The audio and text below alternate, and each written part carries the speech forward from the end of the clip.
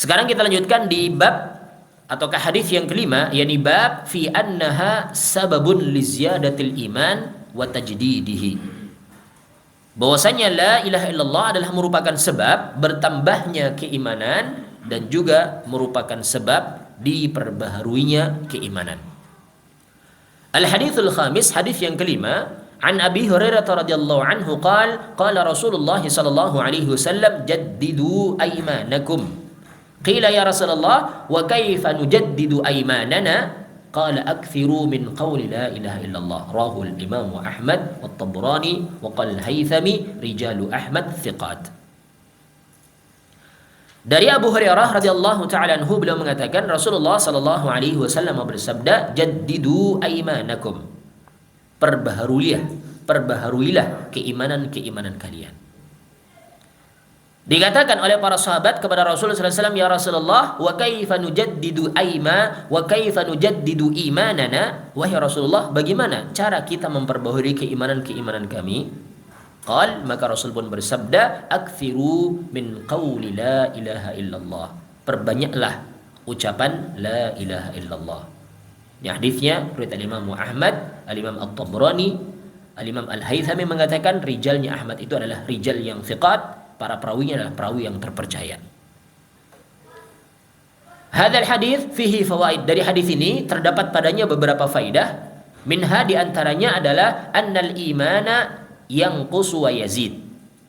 Wa hadha min aqidati ahli sunnah wal jamaah, yazidu bit ta'ah wa yanqusu bil ma'siyah. Bahwasanya iman ini bisa bertambah, bisa pula berkurang. Iman itu adalah yazidu wa yanqus. Ada kalanya bertambah, ada kalanya berkurang. Ini termasuk di antara akidah ahlu sunnah wal jamaah, akidah ahlul haq. Akidah seorang yang berada di atas agama yang hak, yakni wa yazidu bit ta'ah wa yanqusu bil ma'siyah. Iman itu akan bisa bertambah dengan melakukan ketaatan-ketaatan. Semakin seorang berbuat ketaatan, akan semakin bertambah keimanannya. Sebaliknya, semakin seseorang banyak melakukan kemaksiatan, akan terus berkurang keimanannya. Bahkan na'udzubillah, bisa jadi karena memang sudah parah tingkat kemaksiatannya, bisa jadi imannya habis. Tapi tidak semua perbuatan dosa itu akan menghilangkan keimanannya. Ini juga sekaligus sebagai bantahan atas akidahnya orang-orang Khawarij. Orang Khawarij itu lawannya Murji'ah tadi. Dalam hal keimanan, Murji'ah dengan Khawarij bertentangan. Kalau Murji'ah tadi menganggap seorang yang sudah mengucapkan kalimat tauhid, sudah mengucapkan 2 kalimat syahadat, perbuatan dosa seberat apapun tidak akan mempengaruhi keimanannya. Sebaliknya orang Khawarij. Orang Khawarij itu menganggap ketika seorang meskipun dia muslim, tapi kalau dia sudah melakukan perbuatan dosa, apalagi dosanya besar ya, ini sudah otomatis kafir. Habis imannya, hilang imannya, kafir. Kalau sudah kafir, berarti nanti halal darahnya. Ini kan bahaya ini, ekstrim ini, kelompok ekstrim. Jangankan kita, Amirul Mukminin Ali bin Abi Thalib saja dibantai oleh mereka. Al-Husain ibn Ali pun dibantai oleh mereka. Maka ini menunjukkan bahwasanya mereka itu orang yang haus darah. Orang Khawarij itu orang yang haus darah. Awalnya dari fikrah yang menyimpang, dari pemikiran yang menyimpang terkait dengan keimanan ini, kemudian bersikap ekstrim. Pelaku perbuatan dosa kafir. Orang kafir halal darahnya, boleh dibunuh. Kan bahaya ini. Ya, bahaya sekali. Ali bin Abi Thalib dikafirkan oleh mereka. Sepupunya Rasul, menantunya Rasul yang paling Rasul cintai. Yang dari beliau inilah Rasul mendapatkan keturunan. Hanya dari jalur beliau saja ini. Dari Fatimah ini kan, suaminya adalah Ali. Ini pun dikafirkan. Sebabnya apa? Sebabnya hanya karena tidak berhukum dengan hukum Allah menurut mereka. Padahal sudah berhukum dengan hukum Allah sesuai dengan ketentuan-ketentuan syar'i. Dalam peristiwa perang Siffin, barangkali ada yang pernah dengar, perang Siffin itu perang antara kubunya Ali dengan kubunya Muawiyah ibn Abi Sufyan. Dua kelompok kaum muslimin yang berselisih ketika itu karena masing-masing punya ijtihad. Muawiyah karena merasa telah ditunjuk menjadi gubernurnya Syam oleh Uthman bin Affan, khalifah yang sebelumnya, maka ketika khalifah meninggal dunia pun beliau merasa punya tanggung jawab untuk menggantikan kepemimpinannya Uthman bin Affan, karena belum diturunkan oleh Uthman sebagai pemimpin. Tapi di Hijaz, di Haramain Mekah dan Madinah, kaum muslimin menunjuk Ali menjadi penggantinya Uthman. Jadi ada dua kepemimpinan. Ada dua kepemimpinan dalam hal itu. Kemudian terjadilah perang namanya perang Siffin antara kubunya Ali dengan kubunya Muawiyah. Kemudian mereka berdua ingin melakukan perdamaian. Mereka pun mengirim utusannya. Ali mengirim Abu Musa al-Asy'ari sebagai juru bicaranya untuk menetapkan hukum. Kemudian Muawiyah mengirimkan Amr ibn al-As untuk menjadi juru bicaranya dalam rangka untuk menetapkan hukum. Menurut orang Khawarij ini berhukum dengan manusia, bukan berhukum dengan hukum Allah. Akhirnya semua sahabat tadi dikafirkan oleh orang-orang Khawarij dan mereka merencanakan untuk membunuhnya. Ali pun dibunuh oleh mereka. Ini kan batilnya, berawal dari rusaknya fikrah pemikiran, kemudian rusak pula perbuatannya. Awalnya dari rusaknya pemikiran, pemahaman, keyakinan, rusak pula perbuatannya. Ini kan jelas nggak diterima, oleh akal sehat pun nggak diterima. Masa sih menantunya Rasul kok dikafirkan? Masa sih sahabat yang dijamin surga kok dikafirkan? Kan nggak mungkin ini. Ini jelas dari akidah yang menyimpang, kemudian juga berakibat perbuatan yang menyimpang. Sehingga ini bahaya nih, terkait dengan iman itu harus kita betul-betul di dalam memahaminya. Jangan sampai pemahaman dengan pemahaman yang keliru, baik itu pemahaman yang murji'ah maupun pemahaman yang khawarij. Iman itu adalah yazid wa yanqus. Ada kalanya bertambah, ada kalanya berkurang. Yazidu bit ta'ah, akan bertambah dengan ketaatan-ketaatan, wa yanqusu bil ma'siyah, akan berkurang dengan kemaksiatan-kemaksiatan. Ini yang pertama. Wa minha, kemudian yang kedua, al-hathu ala ta'ahudi ziyadatihi bisairit ta'at. Anjuran untuk membiasakan melakukan hal-hal yang akan bisa menambahkan keimanan, yakni dengan seluruh ketaatan-ketaatan. Ini anjuran untuk melakukan ketaatan, karena dengan ketaatan itu akan semakin menambahkan keimanan. Wa minha, dan diantara faedah dari hadis tersebut adalah bayanu anna afdala ma yujaddidul iman dzikru la ilaha illallah wa yadkhulu fi dzalika dzikru ma yuqawwiha min at-tadhakuri fi at-tauhid wa fadlihi wa ahammiyatihi. Penjelasan bahwasanya perkara yang paling afdal dari perkara yang akan bisa memperbaharui keimanan itu adalah penyebutan ataukah zikir dengan kalimat tauhid la ilaha illallah. Dan masuk dalam hal itu, masuk dalam zikir itu adalah apa yang bisa menguatkan imannya, berupa mengingat tentang tauhidullah, keutamaannya dan pentingnya tauhidullah, pentingnya mengesahkan Allah Subhanahu wa taala.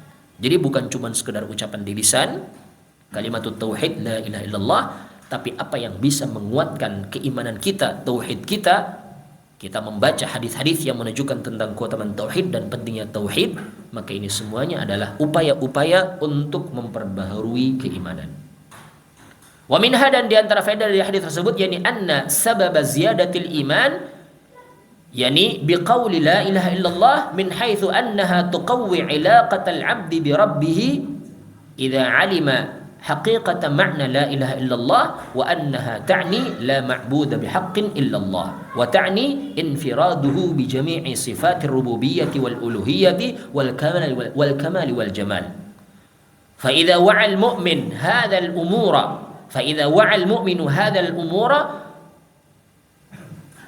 أو تذكرها بعد نسيان وغفلة يقدر الله حق قدره فلا يعصي الله ويخالف أمره وكلما ابتعد المرء عن ربه كلما قل قدر الله في قلبه ولهذا فالكفار لم يقدروا الله حق قدره فخالفوا أمره.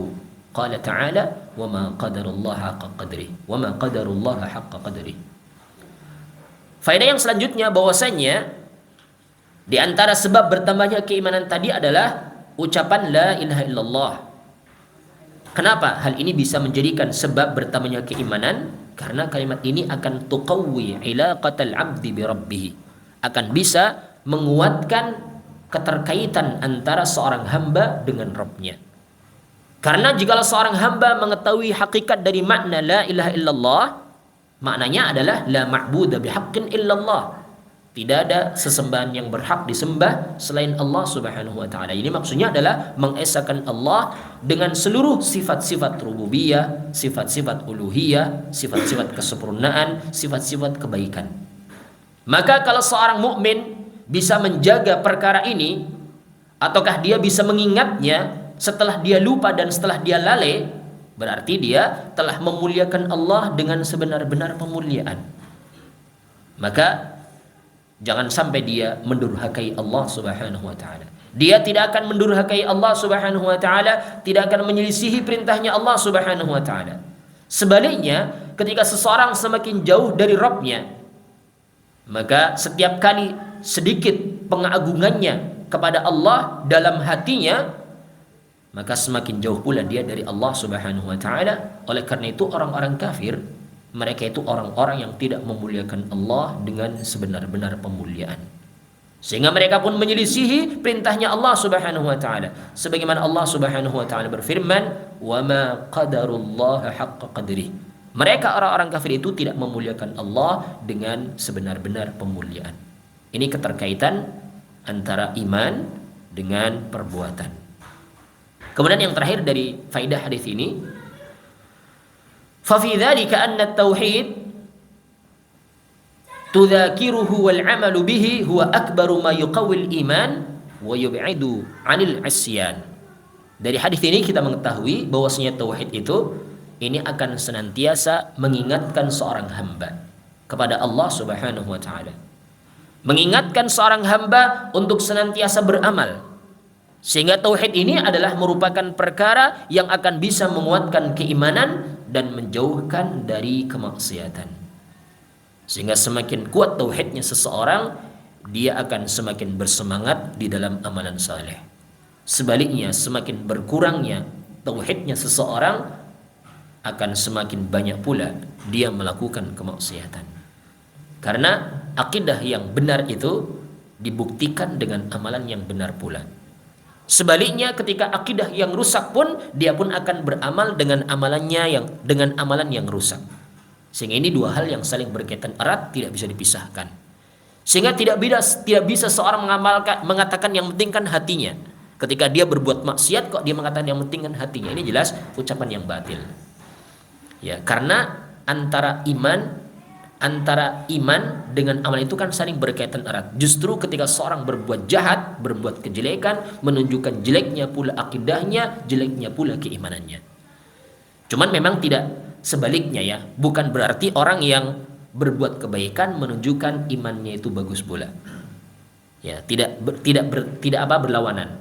Kalau seorang imannya baik, pasti perbuatannya juga baik. Tapi belum tentu perbuatannya baik, pasti imannya baik, belum tentu. Karena orang-orang munafik di hadapan orang itu kan menampakkan kebaikan, tapi ternyata dia menyembunyikan kejelekan. Ini orang munafik ya. Tapi ketika seorang imannya bagus, pasti perbuatannya juga bagus. Tapi nggak sebaliknya. Bukan berarti orang yang perbuatannya bagus, imannya bagus, nggak mesti. Ya nggak mesti. Tapi kalau imannya bagus, mesti perbuatannya bagus. Jadi di sini menunjukkan kalau seorang perbuatannya jelek, menunjukkan imannya, akidahnya juga jelek. Rusak berarti. Ketika perbuatannya rusak, berarti imannya, akidahnya juga rusak. Ini pasti ini. Ya karena hal itu tidak bisa dibohongi. Sehingga Rasul pun mengaitkan antara keyakinan, ucapan dan juga perbuatan dalam keimanan ini.